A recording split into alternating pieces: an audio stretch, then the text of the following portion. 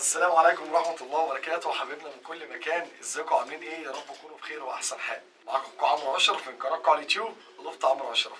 بشكر كل الناس اللي بتدعمنا، كل الناس اللي بتكتب لنا كلمة حلوة، كلكم فوق دماغي. وبجد انا ببقى مبسوط قوي لما انا بلاقي كومنتات ايجابية وبلاقي الناس بتدعمنا كده واقفة في ظهرنا. ربنا يخليكم ليا ودايما افضل متواجد معاكم. فيديو النهارده يعني هنقول كام حاجة، كام نصيحة للغواء اللي بتهتم فقط بأسر العظم، وبتهتم فقط بالتكوين عامة، وبتنسى مقاييس تانية أو معايير تانية في أي نوع مهمة. اللون ده يا جماعة، اللون ده عليه درجة، اللون ده عليه درجة. العضة بتاع الحمام، العضة اللي هو الهيئة العامة عليها درجة. يعني تكوين فرد الحمام مهم، مهم، بس في مقاييس تانية في فرد الحمام مهمة لازم ننتخبها في الحمام. طيب انت عايز تقول لنا يا عم عمرو؟ انا عايز اقول لكم اللي يعني انا لاحظت وما زلت ملاحظ الموضوع ده مع كل الشباب الصاعدة ومع كل الناس اللي بتهتم ان هي تفرخ وتنتج حمام، ما بتهتمش غير بالتكوين بس.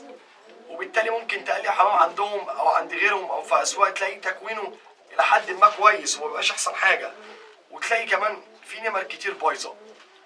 لا، احنا لازم طالما بنربي نوع لازم نركز في لونه، نركز في ضريبته، نركز في جفنه، نركز في حطة عظمه صح، نركز في عضاه، نركز في طوله، نركز لطول رجليه، تمام، نركز لوقفته الاستعراضيه، نركز في حاجات كتير قوي مهمه. لما بتكمل يعني الكمال لله وحده، بس لما بتكمل مع التكوين بتدي شكل جمالي جدا للفرد انت تحب تتفرج عليه. سبحان الله، الحمامية الحلوة ما بيختلفش عليها اتنين. الحمامية الحلوة ما بيختلفش عليها اي حد بيشوف اي حمامية بمجرد النظر، من وقفتها، من تكوينها، من الوانها، من شكلها، من التنسيق فيها، تحس فيها سيمتريه في كل حاجه، بنعرف على طول ان الحماميه دي مستواها عالي.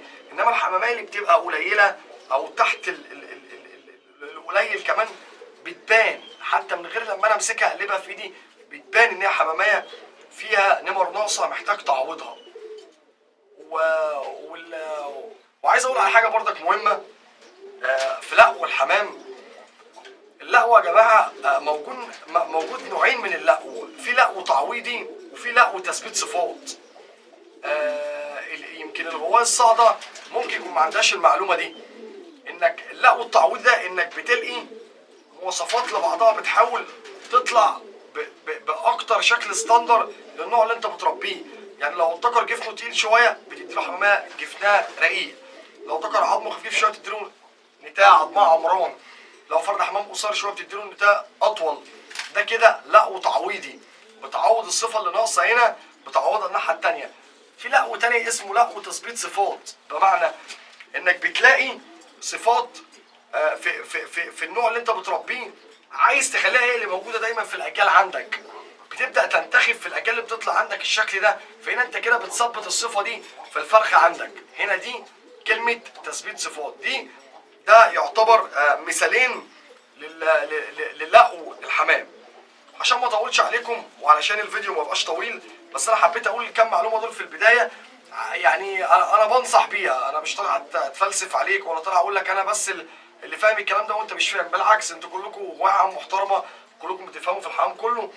بس احنا يعني ايه، يعني بيقول لك التكرار بيعلم الشطار، فاحنا ايه بنحاول ان احنا بس يعني نكرر المعلومه علشان يعني الواحد برضك يعني ايه يتمنى ان هو دايما يشوف الحمام كويس عند الناس كلها. احنا مش عايزين حمام يبقى كويس يبقى عند واحد بس، عايزين حمامات كويسه عند جميع الغواة، وده اللي احنا بنتمناه عشان الغايه تفضل موجوده والحمام يفضل موجود. النهارده انا عارض حمام يعتبر حمام خامات، يعتبر حمام خامات. يعني ايه يا عم عمرو حمام خامات؟ يعني ده اللي بينطبق عليه اللقو اللي انا قلته، طريقه اللقو اللي انا قلتها من الطريقتين اللي انا قلتهم، اللي هو اللقو التعويضي. يعني ايه؟ يعني انا هعرض دلوقتي حمام مش كامل صفاته، من كل نوع انا هعرضه. يعني ايه مش كامل صفاته؟ يعني هتلاقيه في نمر محتاجه تتكمل، اذا كان ذكر في نمر كويسه بس في نمر ناقصه فيه، هنا بتبدا انت تشتغل بلقوك انك تعوض له النمر دي. ده ذكر الشربندق فرخي شاب ابن السنه ما تلاقاش، بس هو في فنيات كتيره ونقدر نقول عليه ان هو فرد خامه، فرد خامه. ما بنقولش ان هو احسن فرد في الدنيا، ما بنقولش ان هو فرد بتاع معارض، احنا بنقول ان هو فرد لواحد عايز يشتغل، لواحد عايز يبداها درجه درجه. مفيش حد بيطلع السلم مره واحده، مفيش حد مسك حمام جامد مره واحده. اللي بيقول لك كده ده انا اسف يعني، ده دفع، ده اشترى، فهو بفلوسه قدر يوصل لاخر مرحله. انت مش معاك فلوس، وانت دلوقتي ظروفك الماديه يمكن تكون مش احسن حاجه، وحابب تغوى حماميه كويسه، يبقى هتعمل الطريقه اللي انا بقول لك عليها، اللي هو اللقو التعويضي. اللقو انك بتشتري ذكر في اساسيات البيت، في نمر من البيت اللي انت مختاره، فرد حمام ليه نسب، يعني بتبقى عارف نسبه، ودي حاجه مهمه.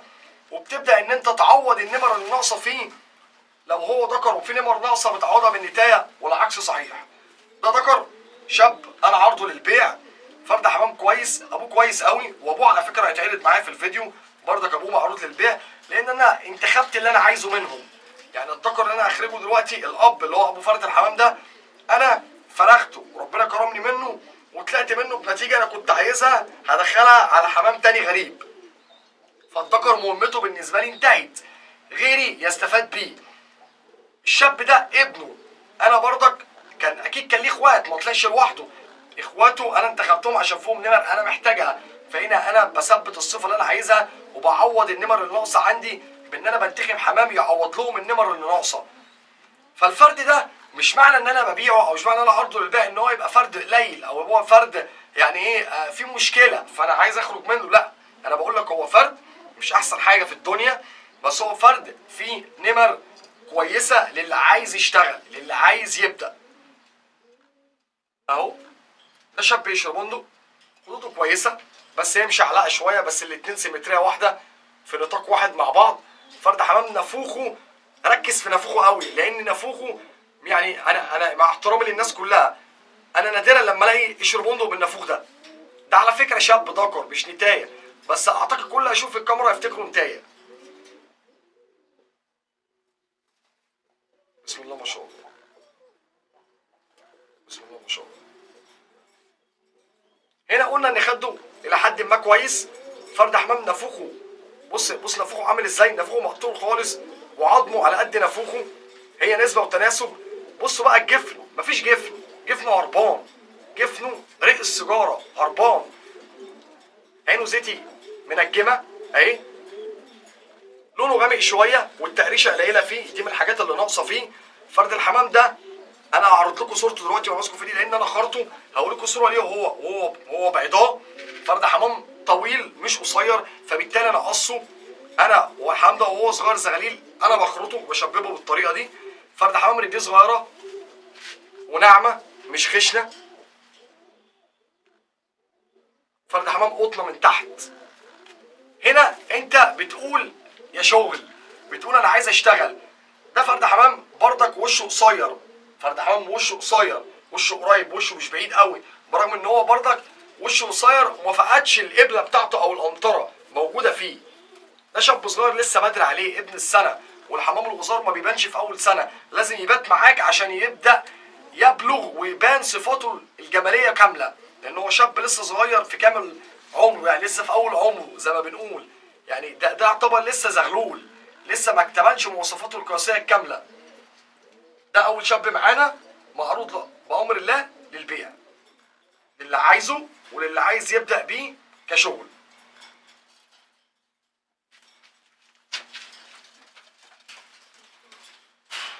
هنفرجكم على حاجه تاني. ابوه، هفرجكم على ابوه. فرد حمام فيه صفات قد تكون برضك قليله في الغيه. فرد الحمام ابوه اللي هعرضه دلوقتي هو مش بدبلتي، بدبلة غاوي محترم على دماغي، واللي هياخده او هيبقى ليه نصيب فيه هيقرا الدبله ويشوفه. طبعا هي الدبله مش مقياس لبيعه، بس بتبقى عارف نسبه فقط لا غير. هي دي يعني، انا الدبله بالنسبه لي كده، ان انا ابص على دبله فرد حمام، انا ببقى عايز اعرف فرد الحمام ده من انهي نسب، يعني هل هو كان مع غاوي حريف وراجل عنده حمام كويس، ولا هو بتاع حد مغمور انا ما اعرفوش فقط لا غير. لكن ما يهمنيش ان هو ان انا استعرف بيها، ده شيء ما يهمنيش. هنتفرج على الذكر دلوقتي، يلا بينا نتفرج على الذكر. هنا الاب برضك مخروط، فرد حمام فيه طول كويس. هنا الاب اهو، بسم الله ما شاء الله تبارك الرحمن، اللهم صل وسلم وبارك على سيدنا محمد. ذكر وشه اقصر من الابن، فرد حمام دماغه سالكه قوي، ولا خانقه ولا بطحه ولا الكلام الفارغ ده. يعني عينه كانت تكون ممكن يعني تبقى عامله زي السكروتات من فتاة عينه ومن لون ضريبته الجميله اللي كانت تكون قليله برضك. طبعا اللي بيفهم بيريح، وهو مش عشان حمام انا بجمل فيه، ده هو ده حمامكم يعني، بس الواحد بيحاول يشرح اللي عينه شايفاه. فرد الحمام ده اللي هيمسكه في ايده التفاصيل اللي مش باينه في الكاميرا هيفهمها لما يمسكه في ايده. فرد حمام الى حد ما التقريشه بتاعته كويسه الى حد ما، بس هي مش احسن حاجه. لونه برضك محتاج يبقى احسن من كده. فرد حمام خدوده كويسه قوي، ودي برضك من المميزات اللي فيه، بس هم لاضمين في بعض. الاحسن يكونوا هم مفصولين عن بعض، ده الصح. برضك هو المسله بتاعته مقفوله، الاحسن ان هي تبقى مفتوحه، بس هو اديكوا شفتوا فرخه، هو فارخ مش فارخ الكلام ده، لا هو مش فارخ العيوب دي، فارخ ميزه، مش فارخ العيوب اللي فيه. ولكن في النهايه هو فرد حمام خامه، فرد حمام كويس يقدم ما يأخرش. وطبعا زي ما قلت لحضراتكم هو هيبقى تبع مثال اللقو التعويضي. بسم الله ما شاء الله، بسم الله ما شاء الله. مش عايز اتقل عليه اكتر من كده عشان الجو حر.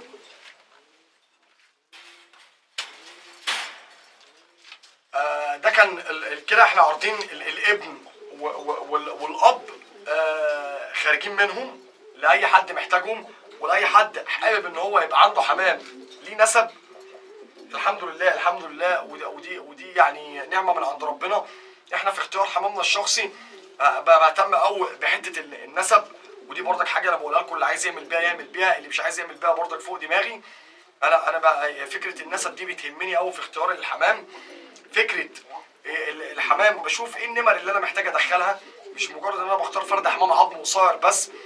انا من وجهه نظري ان اللبلق ما ينفعش يبقى عظمه قصير زياده عن اللزوم، لان هو عظمه يبقى عامل زي الفولايه البلدي، عظمه يكون كويس راكب في مكانه صح، عظمه فيه قصر نسبي، ما يبقاش فرد حمام وشه عامل زي الصرصار، يعني انا اسف في اللفظ، لا يبقى وشه عمران، وشه في مكانه صح، بتقريشه حلوه، فرد حمام بطول حلو بنظافه كامله.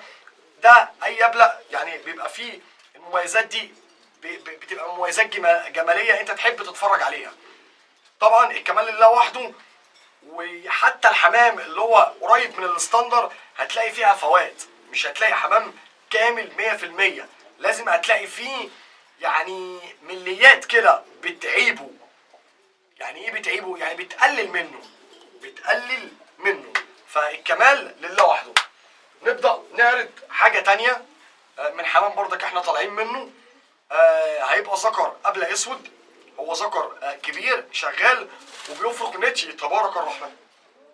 انا فارخ منه نتايه، عفوا انا فارخ منه نتايه دي، انا مش عارضها لاني مش هبيعها فمش عارضها.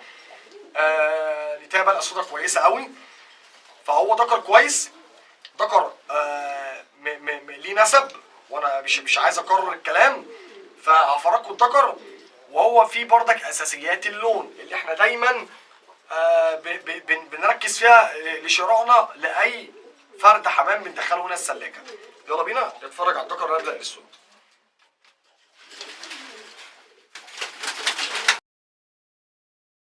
بالصلاه على النبي كده، بسم الله ما شاء الله. شايفين عرض الريشه بتاعت اللبلق؟ لازم ريشه اللبلق تبقى ملضمه وتبقى عريضه. ده فرد حمام في الفرخ، فطبيعي ممكن ريشه ما يبقاش متستف لانه بيتفرخ. ذكر ابيض اسود، بسم الله ما شاء الله تبارك الرحمن، يعني تبارك الرحمن. فرد حمام عظمه راكب في مكانه صح على قد نافوخه، زي ما قلنا نسبه وتناسب. هنا الفرد ده فيه ميزه انا بقالي كتير قوي ما شفتهاش في حمام كتير. فرد حمام ده جفنه هربان، يعني جفنه كاد يكون مش موجود، مش عارف ظهر في الكاميرا ولا لا، يعني كاد يكون جفنه اصلا يعني غطسان جوه ريشه مش باين. دي طبعا ميزه، دي ميزه مهمه ان اللبلق يكون جفنه بالمنظر ده، وده ذكر مش نتايه يعني. كمان دي حاجه بسم الله ما شاء الله، يعني خدوا زي ما حضراتكم شايفين لون واحد، ولا هو مدرج على لونين ولا مزرق ولا الكلام الفارغ ده، لونه واحد اهو. فرد حمام لونه كويس، طوله مناسب كبلق. فرد حمام وقفته جميله قوي، وقفته الاستعراضيه جميله قوي، وفرد حمام خامه ما بنقولش ان هو احسن فرد في الكون، بنقول ان هو فرد شغل، وضريبته مميزه قوي قوي قوي. ودي برضك من الحاجات الجميله فيه. بصوا يا جماعه، احنا الحمد لله يعني لا يعني ربنا يا رب يزيد الناس كلها الحمد لله. حتى لو بندخل حمامايه فيها بالنسبه لناس ثانيه ممكن تكون قليله، احنا على قدينا، احنا اقل الناس، بس الحمد لله احنا بنختار فنيات وبنختار نمر موجوده في الباب اللي احنا عايزين نربيه. وانا متعتي ان انا اجيب حمام واعمل لقو التعويضي ده.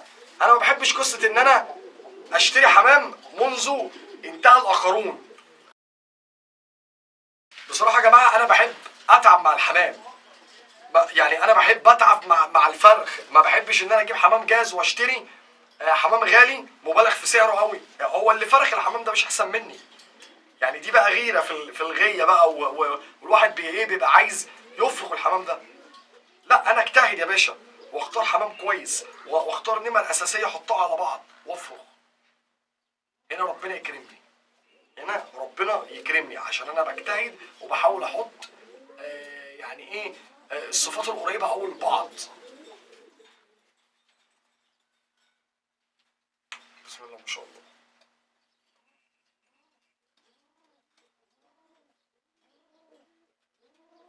بيتهيألي هو واضح كده. ده برضك ذكر احنا خارجين منه، ذكر ابيض اسود. ده بدبلة غاوي محترم برضك مش بدبلتي. الحمام ده انا كنت شاريه مدخله عايز نمر فيه معينه، وربنا كرمني بالنمر اللي خدتها من وراه على حمام عندي، داخل على حمام عندي، عشان كده انا بخرج منه.